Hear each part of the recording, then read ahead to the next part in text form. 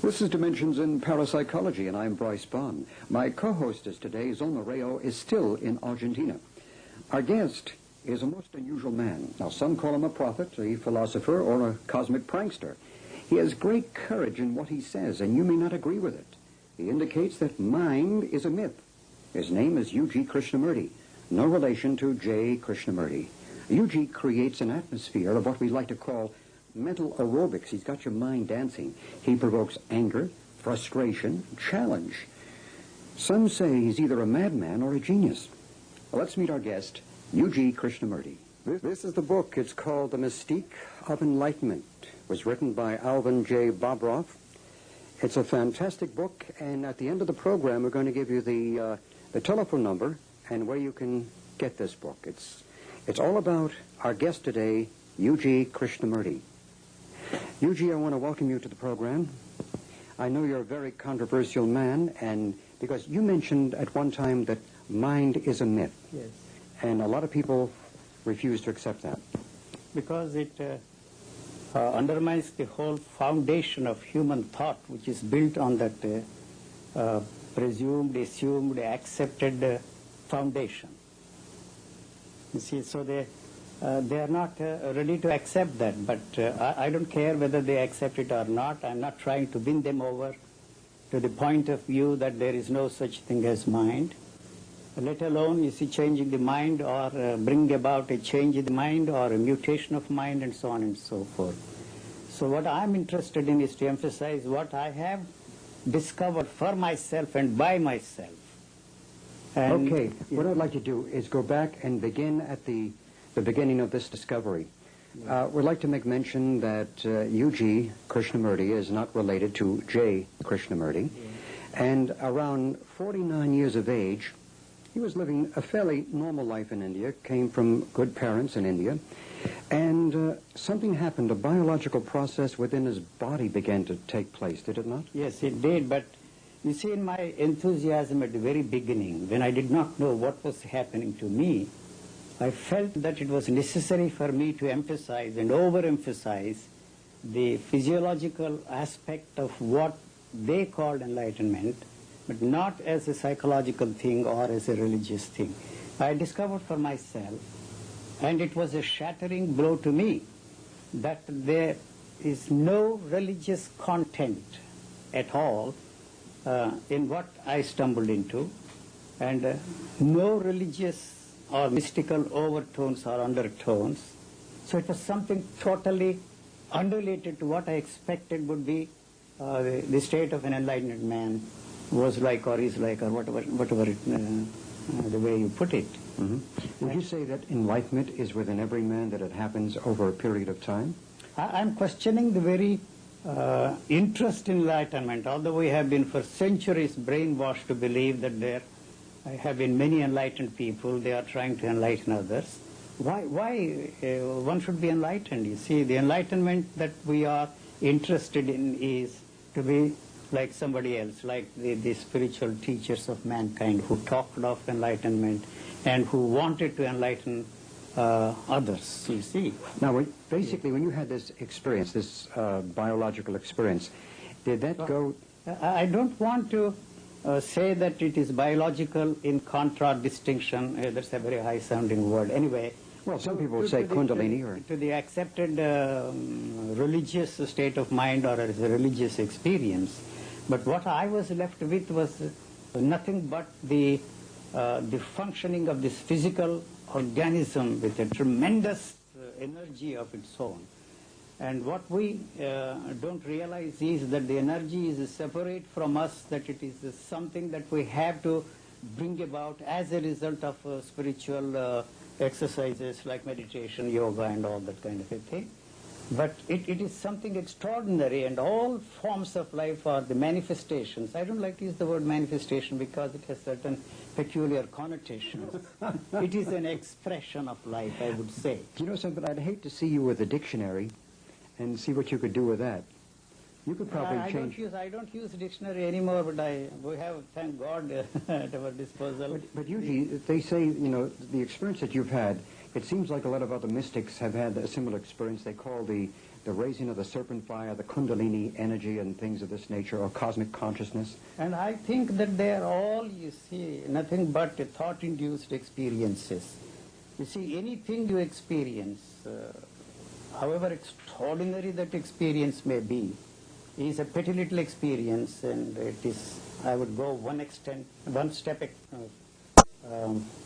ahead and say that it is nothing but a sensual experience, like any other sensual experience. All spiritual experiences I would put in the area of all the other sensual experiences. Would you say that everyone, say, every human upon this planet eventually will have that experience? He is already there. What he has to come to terms with, if I may put it that way, is that there is no such thing as new experience at all. And all experiences, however extraordinary they may be, they are very repetitive and they are very tiring. You see, we use tremendous amount of energy to experience the same thing over and over again. That is why we are bored, and we are looking for newer and newer types of experiences. And some of them you classify as spiritual experiences to feel superior, that spiritual experiences are accepted by our civilization or culture or whatever you want to call it as the experiences you should have, and they put them all on a higher level, and that makes us feel and look upon all the other types of experiences as something to be avoided. Well, let me ask you this. Are you an atheist?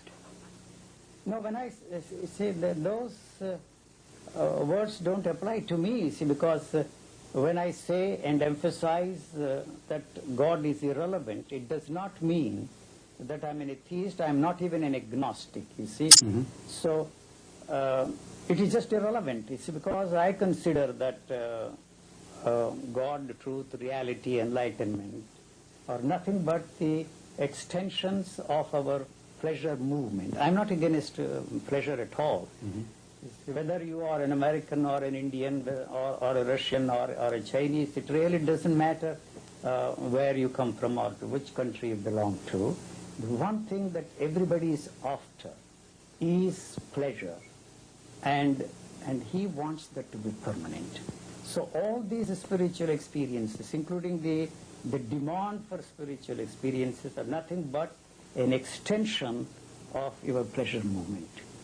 So these people, religious religious teachers particularly, of the past and all those we have in our marketplace You're today, speaking about the gurus, you're speaking about people like Rajneeshas and Muktananda. all of them are selling shoddy piece of spiritual goods, and what they are selling is nothing but a petty experiences, you see. We fall for that kind of a thing because we are interested in some kind of a comfort, and they are providing the comfort for the people. What about the TV evangelists that are really... They must also be put in the same category as all these gurus that the people in this country are importing from abroad, whether it is in Japan or in China or India. Mm-hmm. You see, there is a demand for that kind of a thing. It is nothing but a demand and supply, you see. You know, wherever there is a demand, there is bound to be a supply. And every time you see you are fed up with a particular teacher or a particular guru or a particular man who is selling a particular type of goodies, you are importing, you see, another kind of a guru offering exactly the same thing but slight variations. A lot of it's called emotional escapism, where they have to run... Yes, certainly. It's fashionable these days, you see, to talk about the gurus, you know. Some of those who come to see me say that I have a lawyer, I have a psychiatrist, I have a guru. And so naturally I ask them, what does your guru say? You see, it's considered to be a status symbol these days. I'm very surprised that Americans are also falling for that kind of a thing. That guru is included in the list of those people, like the lawyer, like the accountant, like the psychiatrist. You see, guru has become an integral part, are considered as, you see, a status symbol these days. Well, certainly a lot of people are racing over to Pune, India, to find this chap who was over here kicked out of the country with his 95 Rolls Royces, and he now has the entourage of medical doctors, psychiatrists. Yes. He has lawyers, attorneys, politicians, all coming to him. Yeah, but that, you see, if one fool leaves, there are always other fools to take our place there, you see. So as long as there is a demand, so long these people stay in business. I don't want to say anything against a particular teacher like Rajneesh or those who are in the marketplace selling the spiritual goodies. Why not?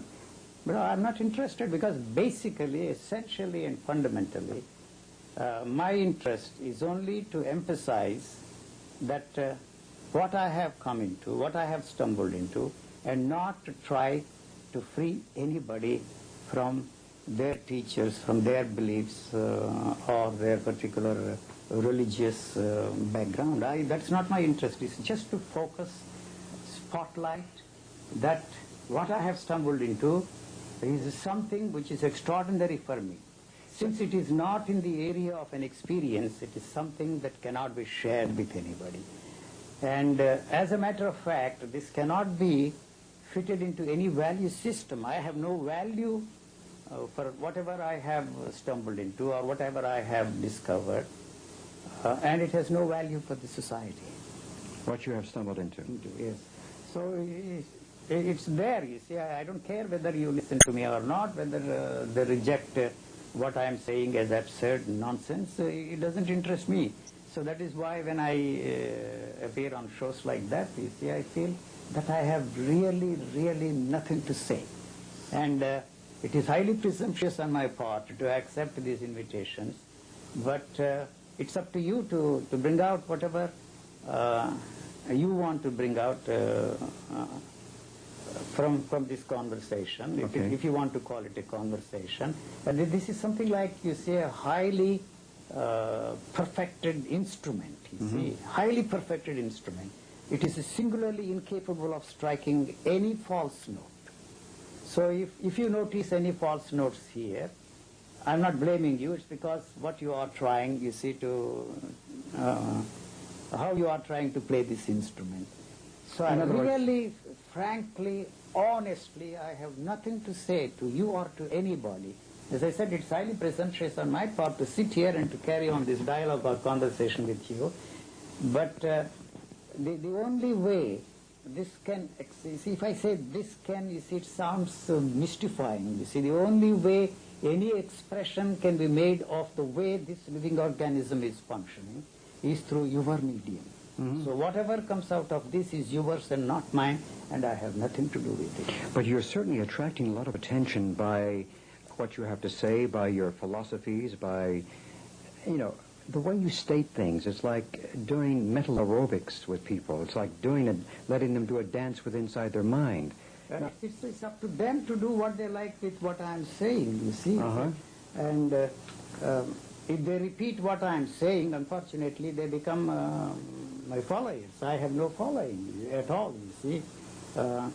People ask me why you're constantly moving. I don't want anybody to stick to me, you see, because I have nothing to offer. If they presume that they are getting something out of their contact with me or making some sense, some meaning out of what I am saying, it is their tragedy.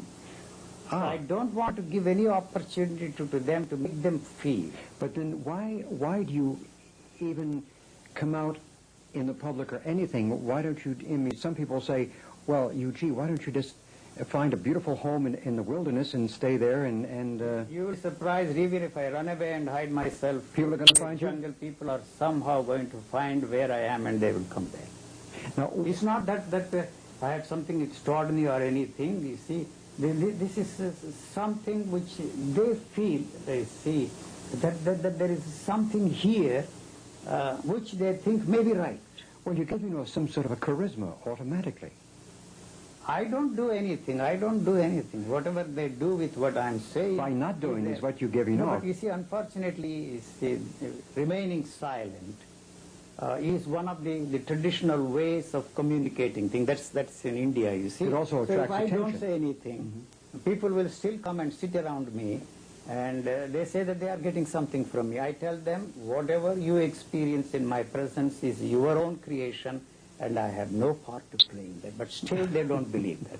You don't know what we are getting, the tremendous energy that we feel in your presence is something extraordinary. There is no point in your denying it. I deny that, and I have no part to play. I cannot take any credit for whatever experiences they experience in my presence. They can go and tell others, but I'm certain If I'm certain of anything, it is that I play no part in their experiences, which they feel in my company. Well, yes, sorry. Could it be, I'm sorry, could it be that you are a mirror reflecting back where they are? I don't like that phrase at all. You see, they have no way of looking into this mirror. It is reflecting exactly the way the things are. See, it is not distorting.